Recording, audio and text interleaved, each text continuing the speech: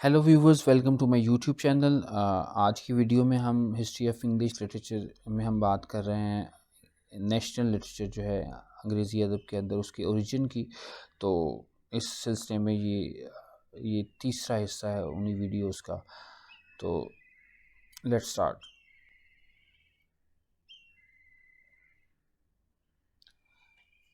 सबसे पहले हम बात करेंगे जॉन बार्बर की।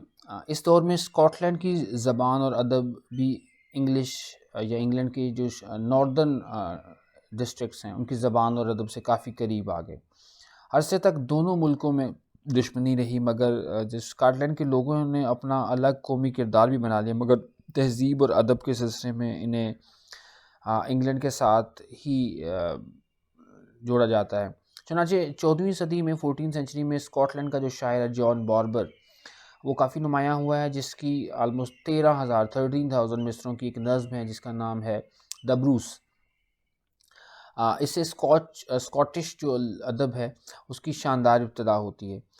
जॉन बार्बर के हालात सिर्फ इस कदर मालूम है कि ये एबरडीन में आर्च डीकन था। उसने 2 सफ़र इंग्लिस्तान के और 2 फ्रांस के किए, और 1375 और 1378 के दरमियान उसने अपनी ये नज़म लिखी जो 16 जो स्कॉटलैंड की कौमी नज़म भी कही जा सकती है। ये नज़म अपने मुल्क की सही तारीख़ भी बयान करती है। बार्बर ने अपने मुल्क के तारीख़ी हालात की छानबीन की है, और वह सच्चे जज्बे हुब्बुल वतनी के साथ जो कुछ हकीकत में गुज़रा पास में, उसको बयान कर देना चाहता है। ब्रूस स्कॉटलैंड के जो हिस्टोरियंस हैं उनके लिए भी एक बहुत अहम नज़म है। ये नज़म स्कॉटलैंड के अगर कहा जाए बाबाए कौम जिसका नाम रॉबर्ट ब्रूस है, उनकी तारीख़ बयान करती है। ब्रूस की ज़िंदगी यूँ शुरू होती है कि वो एक गद्दार को एक मुक़द्दस मकाम पर कत्ल कर देता है। उसे अपनी जान बचाने के लिए पहाड़ों में, जंगलों में पनाह लेनी पड़ती है, और बरसों वो अपनी ज़िंदगी ऐसे ही गुजारता है कि दुश्मन उसे ढूंढ रहे हैं, और वो नंगे पाँव पहाड़ों पर चढ़ चढ़ कर अपने तईं छुपा रहा है। आखिरकार वो रैथलिन के जजीरे में पहुंच जाता है, और वहाँ वो एक फ़ौज इकट्ठी करता है। 1312 में वो अपने मुल्क पर फ़ौज कशी करता है, और बैंकपुरन के मुकाम पर इंग्लिस्तान या इंग्लैंड के जो बादशाह एडवर्ड टू, उसको शिकस्त दे देता है, और इस तरह स्कॉटलैंड के लिए एक आज़ादी हासिल कर लेता है। और ये नज़्म मुकम्मल तौर पे वाक़याती है, मगर उसके वाक़यात ऐसे हैं जो जिन तक पहुँचने में रोमानी तख़य्युलात या इमेजिनेटिव या रोमांटिक वो साथ साथ चलते हैं। एक कौम की जंग आज़ादी का किस्सा ऐसे बयान किया गया है कि इसकी हकीकत के सामने हर गहरी जज्बाती नज़्म का रंग फीका पड़ता दिखाई देता है। बार्बर ने ब्रूस का किरदार नुमायाँ करने में ज़रूर हद से ज़्यादा गैर जानिबदारी बरती है, बहुत न्यूट्रल नज़र आता है हमें। मगर ब्रूस की कशमकश के जो जो फेजेस हैं उससे वो ऐसे हैरान कुन है कि उसका किरदार एपिक नज़मों के हीरो का, जैसा कि जो हीरो हैं उनके किरदार जैसा मालूम होता है। इस नज़म का मटेरियल उसके फ़न से ज़्यादा अहम है, मगर इसमें फ़न की भी कमी नहीं। ब्रूस का किरदार पूरी नज़म को एक एक अहम यूनिफॉर्मिटी अता करता है। हज़ारों और मुख्तलिफ़ किस्म के वाक़यात हीरो की हस्ती से वाबस्ता होने की वजह से एक कुदरती आहंग में हमें नज़र आते हैं। नहायत एक सीक्वेंस उसके अंदर नज़र आते हैं, मरबूत शक्ल होती है। बार्बर अखलाक का मुअल्लिम भी है, और ब्रूस की ज़िंदगी का मज़हब से ताल्लुक़ भी शुरू और आखिर में इस तरह नुमायाँ किया गया कि पूरी नज़्म में एक अखलाकी वहदत आ जाती है। बार्बर ने इस नज़्म को अपने मुल्क वालों में हुब्बुल वतनी के जज्बे को, जो काफ़ी कम हो चला था, बढ़ाने के लिए लिखा था। इसमें आज़ादी और उससे मुतालिक मौज़ूआत पर बड़े ख़ास ख़यालात मिलते हैं। इस नज़्म में शायरी की रंगो बू की कमी महसूस होती है, और उसके 4 जो रुकन वाले छोटे मिसरे हैं उनमें कोई आला तरन्नुम या म्यूज़िकलिटी नुमायाँ नहीं होती, मगर फिर भी ये अदब के लाफ़ानी जो शाहकार है उनमें से एक है।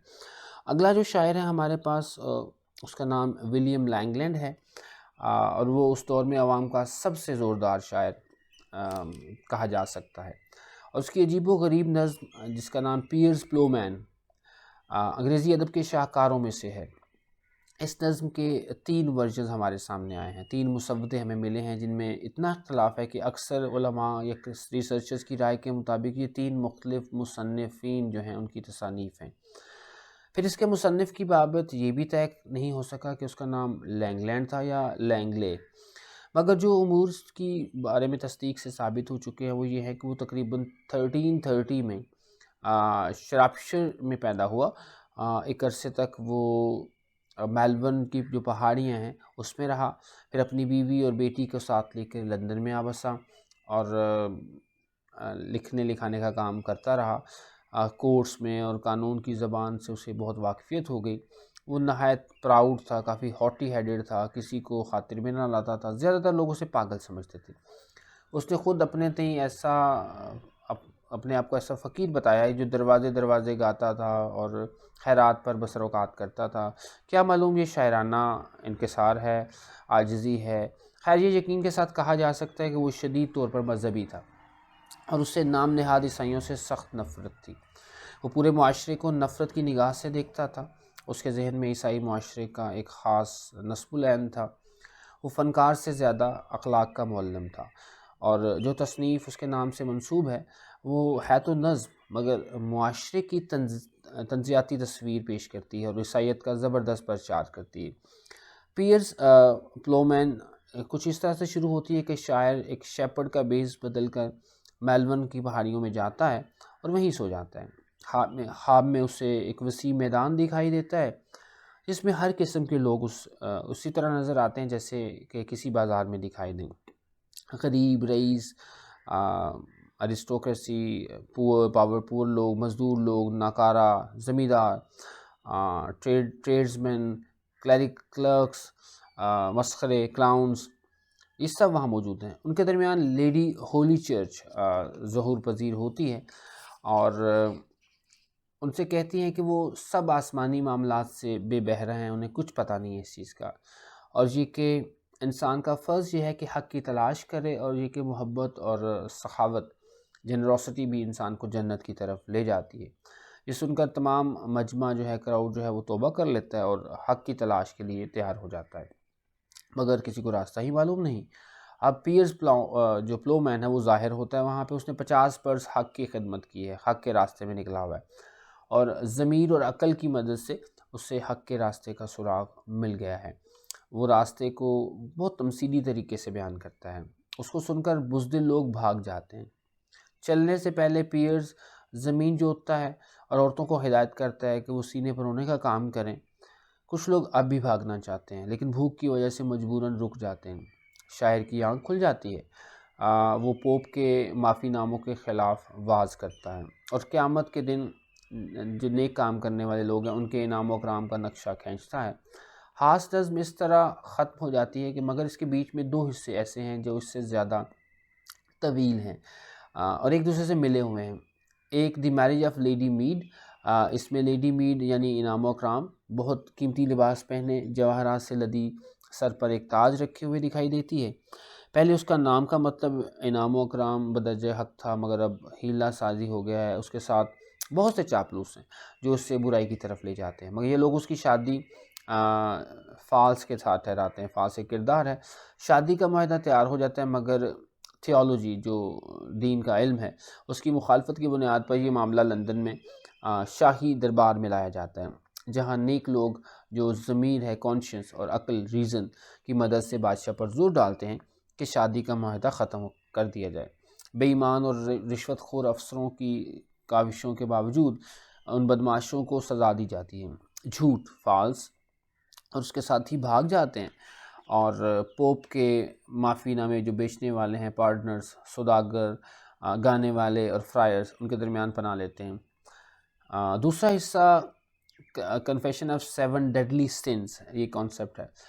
یہ پہلے حصے سے یوں ملتا ہے کہ عقل، جس کو ریزن کا لفظ استعمال ہوا اس پوم کے اندر، اس کی ایک نصیحت کا یہ اختتامیہ ہے کہ عقل سب گناہ گاروں کو حق کی تلاش کی طرف توجہ دلاتی ہے۔ ویسے تو 7 تباہ کن گناہ جو 7 ڈیڈلی سنز ہیں ان کا ذکر مڈل ایجز کے لٹریچر میں بہت جگہ ملتا ہے، مگر لینگلینڈ کے یہاں ان گناہوں کا بیان بڑی حقیقت پسندی پر مبنی ہے۔ یہ سب گناہ بدل سکتے ہیں اور توبہ خدا سے دعا کرتی ہے کہ یہ سب ٹھیک ہو جائیں۔ ان حصوں کے علاوہ اس نظم کا ایک اختتامیہ بھی ہے جو بہت سے خوابوں کا مجموعہ ہے، اور یہ 3 عنوانات یا 3 موضوعات کے تحت جمع کر دیے گئے ہیں۔ ڈوول، ڈوبیٹ اور ڈوبیٹ، یہ 3 ڈفرنٹ موضوعات ہیں۔ یہ آخری حصہ ڈرامائی انداز میں ہے جس میں مختلف اخلاقی صفات کرداروں کی صورت میں آتی ہیں، اور ایک مقام پر حضرت عیسیٰ علیہ السلام بھی نظر آتے ہیں۔ اکثر جگہ پیئرس پلومین بھی نظر آتا ہے، کبھی وہ محض عام انسان بن جاتا ہے، کبھی عیسیٰ علیہ السلام، اور کبھی نیک لوگوں کا نمائندہ۔ آخر میں کانشینس، ضمیر، اس کی تلاش میں جاتا ہوا دکھائی دیتا ہے۔ فنی اعتبار سے یہ نظم نہایت درجہ بحیت اور بے ہنگم ہے، اس میں ہارمنی نہیں ہے۔ اس میں خیالات، تصورات اور تمثیلات اس بے ترتیبی کے عالم میں ہیں کہ اس کی مجموعی تصویر ذہن میں قائم کرنا مشکل ہے، لنک قائم کرنا مربوط شکل میں نہیں ہے۔ پوری نظم کا جو خاکہ وہ نہیں بنایا جا سکتا، مطلب ذہن کے اندر ویژول پکچر بنانا ممکن نظر نہیں آتا۔ مختلف حصے کسی آہنگ کے تحت بالکل آپس میں ان کا تعلق نہیں ہے۔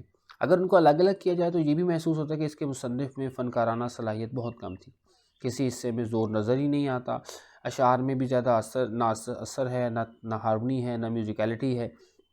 فنی لحاظ سے بھی یہ نظم دوسرے درجے ہی کی رہ جاتی ہے، مگر خیالات کے لحاظ سے اس کی اہمیت بہت ہے۔ مذہب اور اخلاق کا درس اس میں اس دور کے ساتھ ملتا ہے کہ اس کی فنی خامیاں محسوس نہیں ہوتی۔ ولیم لینگلینڈ سیاسی اور سماجی حالات کا منکر نظر آتا ہے، اور اس ضمن میں اس کے خیالات بہت زور اور قوت رکھتے ہیں۔ وہ مذہبی اور سیاسی معاملات میں اصلاح، ریفارمز کی صورتیں بتاتا ہے۔ پارلیمانی نظام کا تصور اس کی انوویشن ہے۔ جمہوریت کا جو نقشہ وہ پیش کرتا ہے وہ اس کے دور کو دیکھتے ہوئے تعجب انگیز ہے۔ اصل میں اس کی طبیعت کا زور اس نظم کو کامیاب بنانا ہے۔ اس کا خلوص اپنی مثال آپ ہے، جو ایک اعلیٰ تبلیغی جوش کی صورت میں نمایاں ہو کر اس وقت کے مذہبی نظام کی دھجیاں اڑاتا ہے۔ اس کا طنز اس جوش سے لبریز ہونے کی وجہ سے بڑے اعلیٰ ادبی درجے پر پہنچا ہوا نظر آتا ہے، اور محض بت شکن نہیں بلکہ تعمیر نو کا حامی بھی ہے، اور اس کے لیے مثبت خیالات پیش کرتا ہے۔ وہ اپنے دور کے مذہبی، سیاسی اور سماجی نظام کے خلاف بغاوت کر کے ایک عیسائی سماج کی نئی تشکیل دیتا ہے۔ وہ عوام اور غرباء کے حقوق کو سب سے زیادہ اہمیت دیتا ہے۔ پیئرس پلومین ایک کسان ہے جو ایک مثالی عیسائی بھی ہے، اور اس مثالی انسان کا مجسمہ ہے جس کا تصور حضرت عیسیٰ علیہ السلام نے اور ان کے شاگردوں نے پیش کیا، اور جس جیسی زندگی بسر کرنا انہوں نے خود اپنا فرض سمجھا۔ تو that's all from my side. ہم اگلی ویڈیو میں مزید 2 رائٹرز کے بارے میں بات کریں گے۔ بہت شکریہ۔